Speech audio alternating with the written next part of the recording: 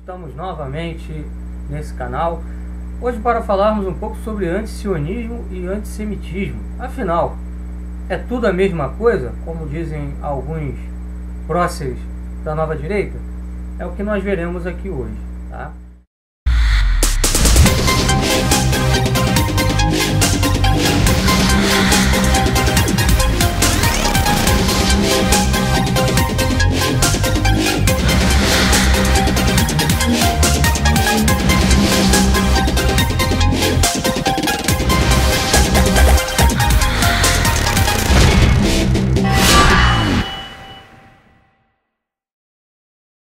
Então, nós vamos começar o nosso vídeo aqui comentando uma fala de um sujeito bem conhecido no meio da neodireita, da nova direita, que aí está atuando no nosso país, ligada ao senhor Olavo de Carvalho.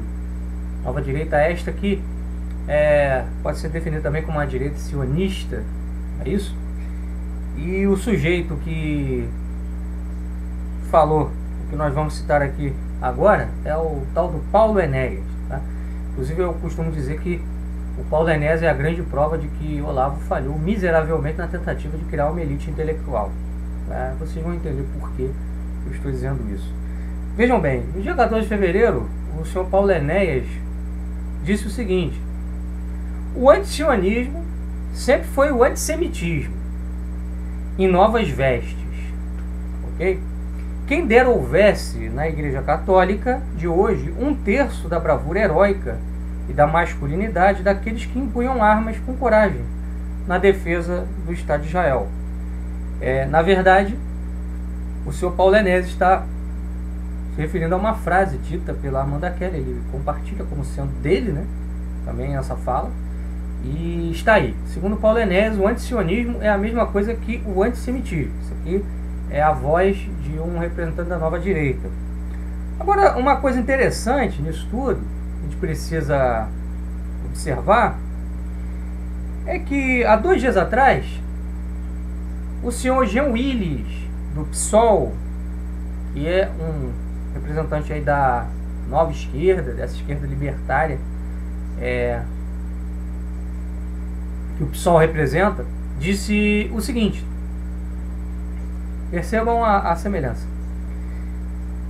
Um sujeito, um tal de Jamil, comentou assim na página dele: não confunda antissemitismo com antisionismo.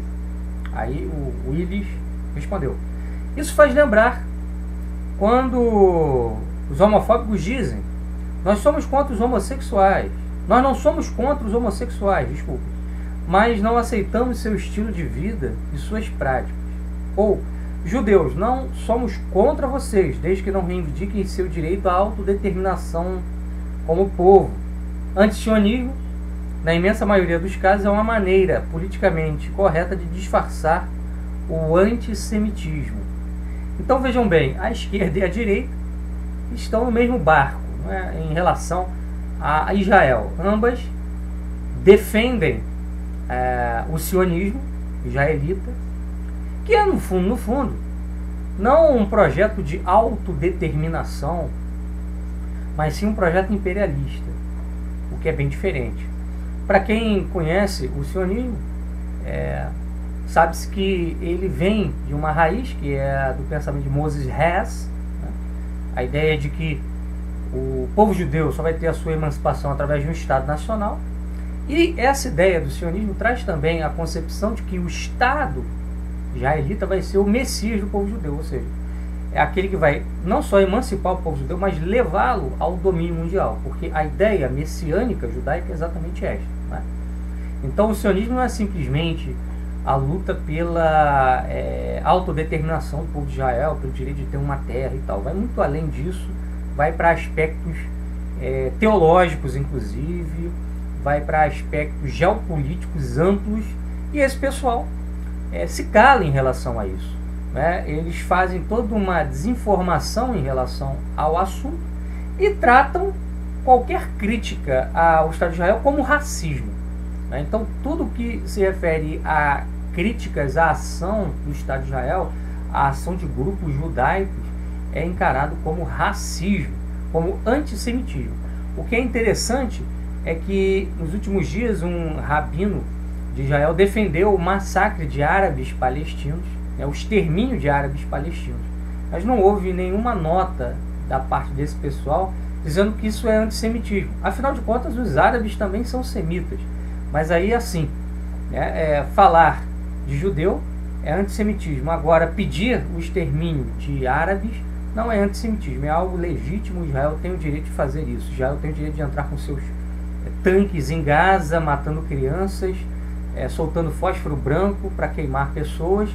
E isso não é racismo. Racismo é só quando você critica esse tipo de ação do Estado de Israel. É muito interessante o duplo padrão desse pessoal, né? Comentando a respeito dessa questão, eu gostaria de trazer a vocês aqui algumas reflexões do Maurice Pinay, que tem um livro chamado O Complô contra a Igreja, onde ele tem um capítulo que ele fala dessa questão do antissemitismo. O que está por trás disso? Por que usam esse termo antissemitismo com tanta frequência? O que querem com isso? Qual o objetivo a atingir com tudo isso? Então vamos lá. O Maurice Pinay, ele fala o seguinte, não é? O vocábulo antissemitismo comporta uma grande flexibilidade. Então percebam, tem uma flexibilidade enorme, abstração a qual vão dando diferentes significados e aplicações tendentes a prender e massacrar os povos cristãos e gentios, tendo em vista impedir que possam se defender do imperialismo judaico e da ação destruidora de suas forças anticristãs. Então, segundo o Pinay, esse termo antissemitismo, justamente por ele ser um termo flexível, abstrato, se prestar a qualquer tipo de uso e interpretação, ele existe justamente para que qualquer ação imperial judaica seja, vamos dizer assim, legitimada, né? De maneira que qualquer um que levante uma crítica a esse tipo de ação seja descrito como um racista, um nazista, alguém que quer extermínio de um povo. É isso? O Pinay resume a manobra do uso do termo antissemitismo em 3 passos. Importante notar. Primeiro passo: conseguir a condenação do antissemitismo por meio de hábeis campanhas e de pressões de todo gênero. Pressões midiáticas, pressões propagandísticas, pressões no campo da educação, no campo legislativo e etc. Né? Campanhas insistentes, coordenadas e enérgicas, diz Pinay, exercidas por forças sociais controladas pelo judaísmo ou executadas por meio de seus agentes secretos, introduzidos nas instituições cristãs, em suas igrejas ou em seus estados. Por exemplo, isso aconteceu na Igreja Católica, anos atrás, durante o Concílio Vaticano II, através do cardeal Bea, Augustin Bea, que era um agente judaico infiltrado. O Augustin Bea conseguiu que o concílio trouxesse a ideia de que a Igreja, ao longo dos séculos, foi demasiadamente feroz com relação aos judeus, porque qualificava-os de deicidas, ou seja, de assassinos de Deus, por terem matado Jesus Cristo. Então a Igreja teria que retirar essa condenação, porque ela teria sido, inclusive, a raiz de todas as perseguições e males que se abateram sobre o povo judeu. Então, ou seja, foi através disso que, por exemplo, na missa, na reforma da missa, que trouxe a missa nova, se tirou o termo pérfidos judeus da Sexta-feira Santa, que era um termo utilizado no missal tradicional de São Pio V e que não é mais utilizado no missal novo. Então, é um exemplo desse tipo de estrategismo, de campanha coordenada para trazer a ideia de que qualquer crítica a judeus é racismo e que essas críticas têm que ser retiradas o mais rápido possível. Enfim, isso se faz através de agentes infiltrados. O segundo passo, segundo Pinay, é apresentar a crítica a Israel ou aos judeus como uma discriminação racial do mesmo tipo que exercida pelos brancos contra os negros, né? Apresentam o antissemitismo como um racismo que discrimina outras raças como inferiores, o que seria contrário à doutrina de Jesus, que afirmou a igualdade dos homens diante de Deus. Então aí os judeus lembram de Jesus: olha, vocês cristãos não podem criticar os judeus, porque se vocês fizerem isso, vocês estão sendo racistas, e o racismo vai contra o amor ao próximo que Jesus pregou. Quer dizer, aí nessa hora Jesus tem alguma relevância, deixa de ser um falso profeta. É muito engraçada o estratagema desse pessoal. Um outro ponto também que Piné ressalta é que o seguinte, vamos lá, nesse segundo passo, né? E depois que os judeus conseguem essas condenações ao antissemitismo, eles vão dar a esse vocábulo o significado que eles bem entenderem, né? Por exemplo, antissemitismo pode ser quem defenda o seu país de agressões de imperialismo judaico. Então, por exemplo, se você disser que você não quer interferência de Israel no seu país, você é antissemita, né? Ou seja, nenhum país tem o direito de defender sua independência, nenhum país tem o direito de defender sua liberdade face a ações judaicas. Isso já seria antissemitismo. Por isso que eles consideram que aqueles países ali da região da Palestina, em torno de Israel, são todos antissemitas, né? Porque Israel chega ali, os judeus chegam ali, compram terrenos, expulsam palestinos, fundam um Estado, eles podem fazer isso, né? Mas qualquer crítica a esse tipo de coisa é racismo. Então esse seria um elemento do segundo passo. Um outro elemento aí seria o seguinte: tratar todos que criticam e combatem a ação destruidora de forças judaicas que destroem a família cristã e degeneram a juventude, com a difusão de falsas doutrinas ou de toda a classe de vícios, como antissemitas também, né? Quantas vezes eu já não fui acusado disso? Por exemplo, há tempos atrás eu denunciei no meu blog, Catolicidade, que a ADL, Liga Antidifamação, Liga Judaica, estava apoiando o casamento gay no Ocidente. Por quê? O casamento gay vem de encontro às ideias de liberdade, né? E os judeus têm muita preocupação em defender as liberdades no mundo ocidental para que eles possam atuar, que eles possam ter espaço. Então, assim, eles passaram a defender o homossexualismo porque viram nisso um mecanismo para a defesa das ideias e dos princípios de liberdade e igualdade que vigoram no mundo ocidental, né? Então, ao denunciar isso, muita gente disse para mim: olha, você é um antissemita e tal. Quer dizer, você não pode querer defender a sua civilização, a sua cultura, que você é um antissemita. É impressionante, né? Um outro passo, um outro elemento desse segundo passo, né, seria o seguinte: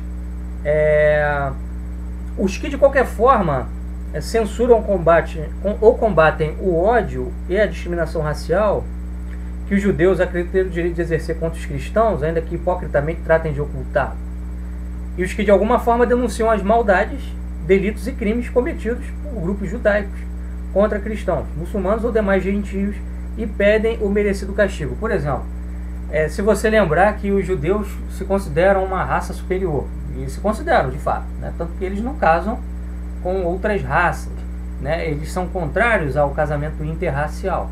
Se você lembrar disso, você é racista, você é antissemita, você tem preconceito contra judeu, né? Se você lembrar, por exemplo, que no Talmud judaico os judeus dizem que eles têm uma centelha divina na alma deles e que isso os torna superiores aos demais povos, você está sendo antissemita também, e etc, né?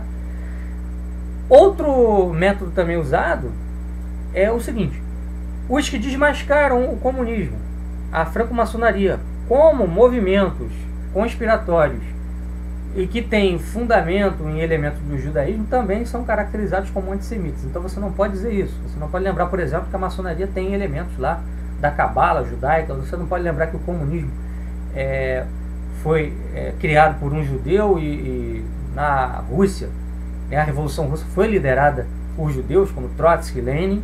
Se você lembra disso, você também é considerado um racista, e daí por diante, né? Então vejam que essa ideia de antissemitismo é uma ideia que está aí não para combater um racismo efetivo, real, e existiria contra judeus, como se nós quiséssemos exterminar o povo judeu. Ninguém quer isso, evidentemente, tá? Cada povo tem o seu direito. Ninguém quer aqui exterminar os judeus. Aqui o que nós queremos apenas é defender a nossa civilização, a nossa cultura cristã ocidental contra invasões e contra ações imperialistas judaicas que de fato existem. Não é isso? Ainda sobre o que o senhor Paulo Enéas falou, eu queria aqui dar uma resposta a essa fala dele, porque ele fala aqui o seguinte, que a Igreja Católica deveria ter bravura na defesa do Estado de Israel, e que não fazer isso, que os católicos não fazem isso, seriam antissemitas, seriam, portanto, racistas. Eu queria dizer o seguinte: em primeiro lugar, o Estado de Israel é fruto do sionismo. Quem estuda sabe disso. Quem fundou o Estado de Israel foi o movimento sionista internacional, que começou com Theodor Herzl. O Theodor Herzl, no início do século XX, ele esteve em Roma para conversar com o Papa São Pio X em torno desse assunto da criação do Estado de Israel. Qual foi a atitude do Papa São Pio X? Ele rejeitou a ideia da criação do Estado de Israel por razões óbvias. Por quê? Segundo o Papa, o direito pela Terra Santa é da cristandade, não é dos judeus, que apostataram da fé, negaram Jesus Cristo, o verdadeiro Messias, e tampouco dos árabes, que seguem o Islã, uma falsa religião. Portanto, não faz sentido nenhum cobrar dos católicos apoiar o sionismo. Apoiar o sionismo é ir contra o que um Papa Santo mesmo determinou. E era impossível apoiar esse Estado de Israel. Okay? Então, senhor Paulo Enéas, o senhor está completamente desinformado em relação à posição tradicional da Igreja em face ao sionismo. E assim, por que os católicos têm que apoiar o Estado de Israel? Defender com bravura um Estado que, por exemplo, promove parada gay.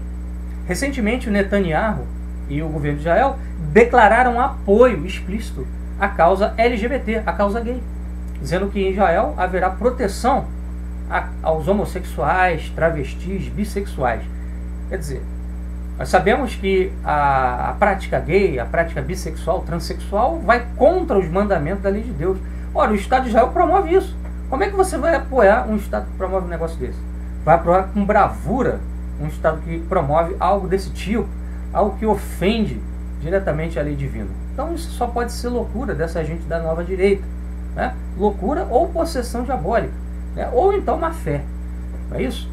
Então, pessoal, era sobre esse assunto que nós queríamos falar com você hoje, e esperamos que os elementos que trouxemos aqui possam ter sido esclarecedores, para que nós entendamos de fato que o antisionismo não tem nada a ver com racismo, não tem nada a ver com antissemitismo, não tem nada a ver com repúdio a uma raça, tem a ver com repúdio a elementos geopolíticos e imperiais de uma doutrina que quer efetivamente tornar-se dominante em termos mundiais, e a qual nós, como católicos, como cristãos, como ocidentais, temos todo o direito de resistir. Ok? Um abraço, fique com Deus, até a próxima.